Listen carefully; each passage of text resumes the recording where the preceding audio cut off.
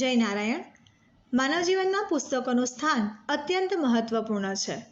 પુસ્તક એ જ્ઞાનનો ખજાનો છે અને સાચા મિત્ર જેવો સાથી પણ છે. પુસ્તક વાંચનથી માણસનું મન, બુદ્ધિ અને વ્યક્તિત્વ ત્રણેય વિકસે છે. નારાયણ વિદ્યાવિહાર બાળકોના માનસિક, બૌદ્ધિક અને તાર્કિક વિકાસ માટે પુસ્તક વાંચન માટે તેમને પ્રેરિત કરે છે.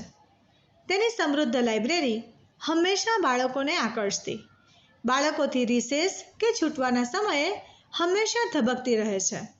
તેના માટે પુસ્તક સંવાદ એ તેમની આગવી વિશિષ્ટ પ્રવૃત્તિ છે, જે વિદ્યાર્થીઓ અને શિક્ષકો માટે શાળાના સ્થાપનાકાળથી જ દર માસે નિયમિત થાય છે.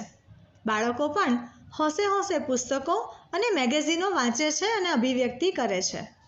શિક્ષકો દ્વારા દર માસની આખર તારીખે નિશ્ચિત બપોરે 11:30ના સમયે વર્ષોથી આ પરંપરા ચાલી આવી છે, જે શ્રેણી ચાલુ માસે 240માં પુસ્તક સંવાદ રૂપે રજૂ થશે. ગત માસમાં 239મો પુસ્તક સંવાદ શ્રી ક.મા. મુનશીના નવલકથાત્રયી પુસ્તક રાજાધિરાજ ઉપર આપણે સૌએ માણ્યો હતો. ચાલુ માસમાં 240મો પુસ્તક સંવાદ પાટણની પ્રભુતા ઉપર શાળાના શિક્ષિકા શ્રીમતી નૂતનબેન પાઠક રજૂ કરશે.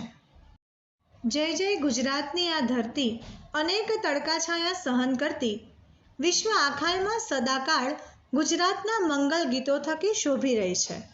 ગુજરાતના વિકાસમાં તેનો આરંભ એ સોલંકી યુગના મૂળરાજ સોલંકીથી સિદ્ધરાજ જયસિંહ સુધીનો ભવ્ય રહ્યો છે, જે ભરૂચના પનોતા પુત્ર ક.મા. મુનશીની કલમે મઢાયા પછી શબ્દ અભિવ્યક્તિને આપની સમક્ષ રજૂ કરશે.